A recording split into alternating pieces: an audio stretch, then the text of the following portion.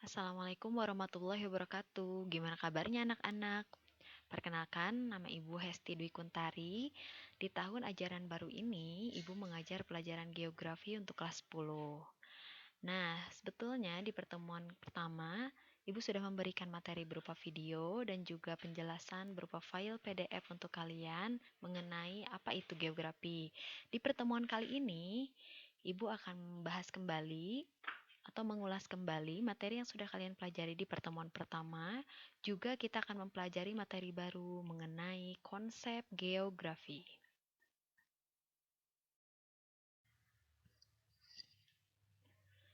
Nah, bab 1 ini berkaitan dengan pengetahuan dasar geografi. Dan di pertemuan kali ini, kita akan mempelajari beberapa hal pada bab 1 ini. Yang pertama, kita akan mempelajari mengenai pengertian geografi. Yang kedua, objek geografi. Yang ketiga, aspek geografi. Dan yang keempat, konsep geografi. Baik, kita langsung memahami pengertian geografi dari istilah tersebut. Geografi berasal dari dua kata, yaitu geo dan grafi. Geo diartikan bumi, dan grafi diartikan tulisan atau gambaran. Sehingga geografi dikatakan sebuah ilmu yang mempelajari atau mengkaji segala fenomena yang ada di permukaan bumi, baik fenomena kependudukan ataupun fenomena yang berkaitan dengan persebaran flora dan fauna, maupun fenomena yang berkaitan dengan iklim. Berikutnya, Ibu tampilkan salah satu definisi geografi.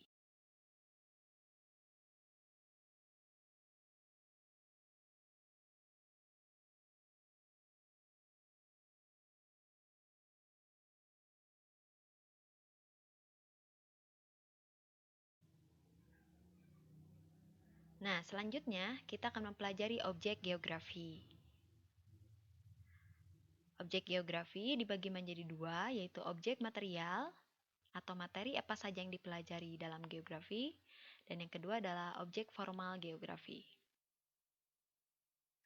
Lalu, untuk mempermudah kalian memahami objek material, Ibu singkat menjadi lihat Robi.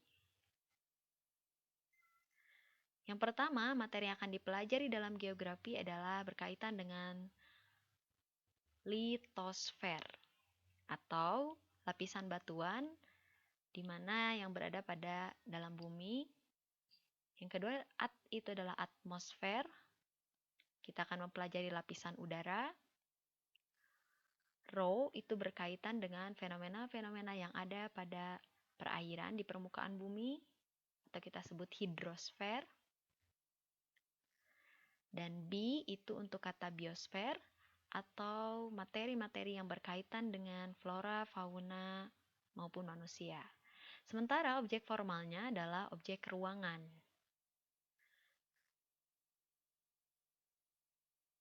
Yang mana ruang ini sebagai tempat fenomena-fenomena geosfer itu terjadi. Selanjutnya ada aspek fisik geografi. Aspek geografi dibagi menjadi dua. Yang pertama ada aspek fisik atau aspek alamiah. Contohnya adalah fenomena banjir, fenomena badai, dan sebagainya. Dan aspek non-fisik atau berkaitan dengan budaya, sosial, maupun ekonomi. Berikutnya adalah 10 konsep geografi yang perlu kalian ketahui. Nah, untuk memudahkannya, kita persingkat menjadi kalimat Lola dikejar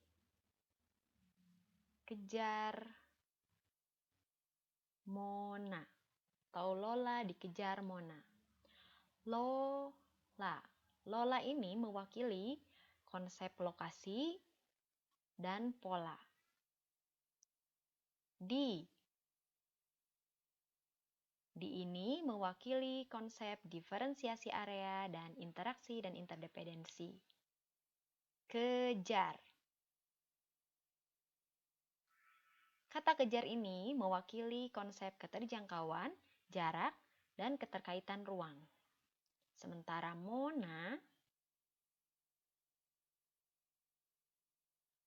mewakili konsep morfologi, nilai guna, dan aglomerasi. Mari kita bahas satu persatu konsep-konsep ini. Dimulai dari konsep lokasi. Nah, adik-adik, konsep lokasi ini berkaitan dengan kedudukan suatu objek di permukaan bumi. Dan konsep lokasi ini dibagi menjadi dua, ada lokasi absolut, ini ditunjukkan dengan garis bujur dan garis lintang, dan lokasi relatif, menunjukkan suatu letak atau tempat dilihat dari daerah sekitarnya. Konsep ini bisa menjawab pertanyaan di manakah tempat tinggal Anda, dan kalian bisa jawab menggunakan dua konsep lokasi tadi, yaitu lokasi absolut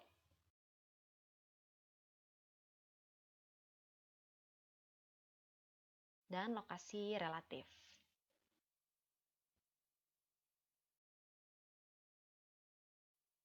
Konsep yang kedua yaitu konsep pola. Konsep pola ini berkaitan dengan bentuk, struktur, dan persebaran fenomena di muka bumi. Dan konsep pola ini bisa menjawab pola pemukiman yang ada di sekitar tempat tinggal kalian. Ada pola memanjang atau linear, biasanya mengikuti sungai, jalan raya atau jalan kereta api. Ada pola terpusat, dan ada pola tersebar.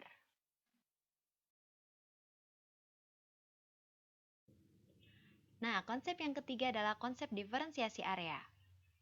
Konsep ini berkaitan dengan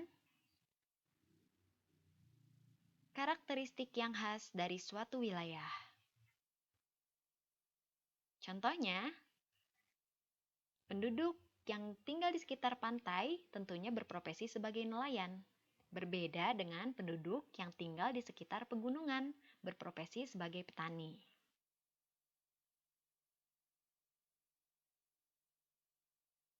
Konsep yang keempat adalah konsep interaksi dan interdependensi.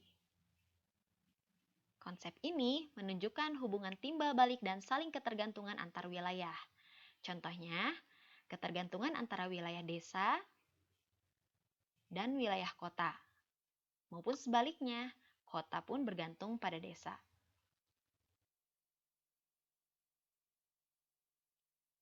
Konsep yang kelima adalah konsep keterjangkauan. Konsep ini berkaitan dengan mudah tidaknya untuk mencapai suatu objek.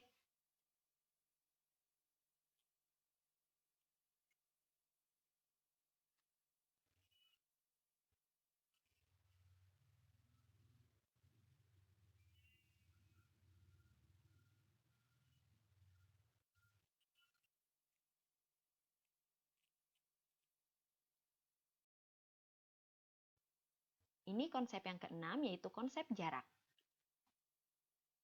Konsep jarak berkaitan dengan hubungan antara dua lokasi atau dua objek yang dapat dihitung melalui hitungan panjang ataupun waktu. Tentunya konsep jarak dapat menjawab berapa lama ya waktu yang dibutuhkan untuk tiba di tempat Anda. Ataupun berapa kilometer jarak dari rumah Anda ke sekolah. Konsep yang ketujuh adalah konsep keterkaitan ruang. Nah, konsep ini menunjukkan tingkat hubungan antar wilayah, baik hubungan saling merugikan ataupun saling menguntungkan. Contohnya, rusaknya hulu Sungai Ciliwung menyebabkan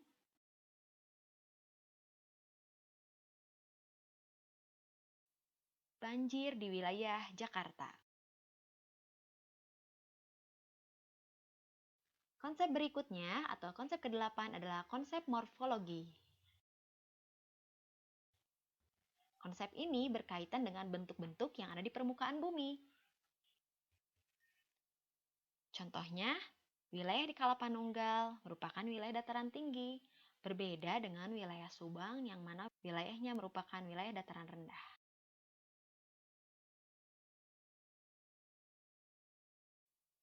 Konsep yang ke-9 adalah konsep nilai guna.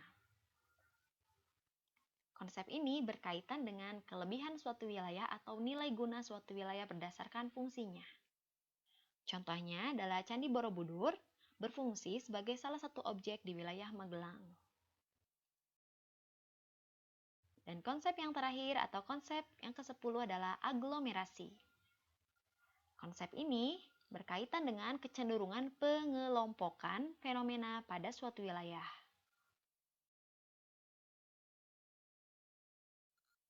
Contohnya, terbentuknya kawasan industri.